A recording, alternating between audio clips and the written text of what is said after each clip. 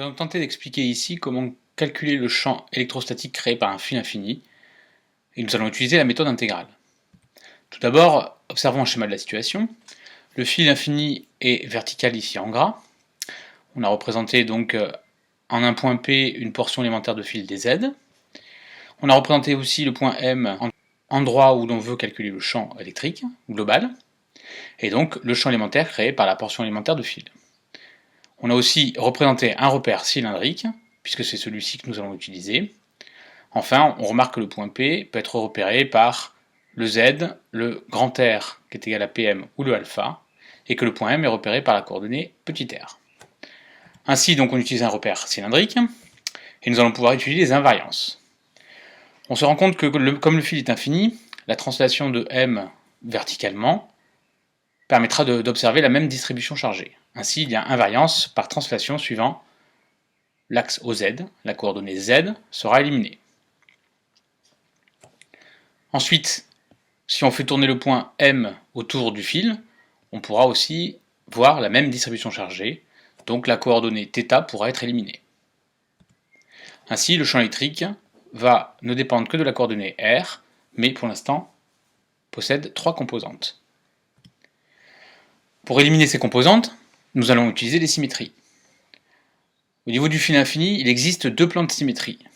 Le premier, c'est le plan π1 qui est perpendiculaire au fil, qui est défini par les vecteurs ER et Eθ. Et le deuxième, plan π2, défini par les vecteurs ER et EZ, qui contient le fil. Ainsi, les deux plans se croisent suivant le vecteur ER, et donc le champ élémentaire et le champ global sera suivant ce vecteur. On aura donc le champ qui dépend de la coordonnée R et qui est suivant le vecteur ER. Pour travailler, nous allons découper le fil en segments élémentaires et on va chercher le champ créé par un segment. Le fil étant suivant au Z, l'élément infinitésimal de longueur de fil sera égal à dz.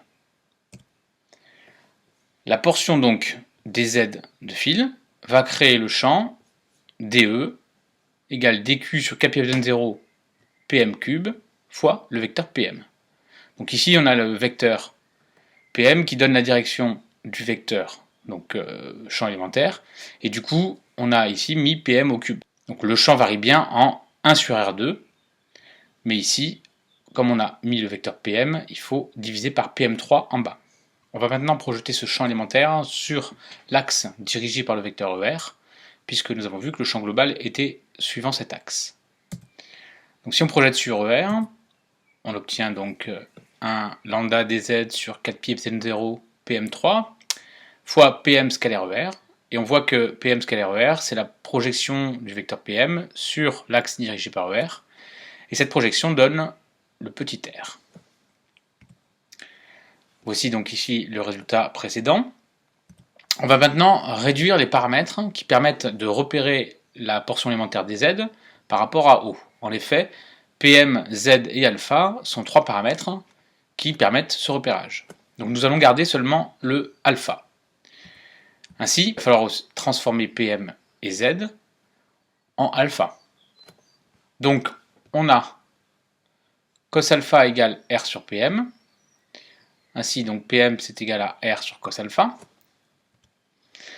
Et on a Z égale R tangente alpha.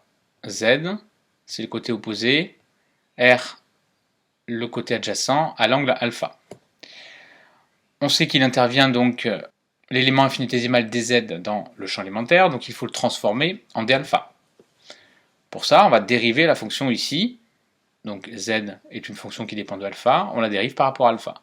Ça nous donne dz sur d alpha égale r facteur de 1 plus tangente carré alpha, ou dz égale r sur cos carré alpha d alpha.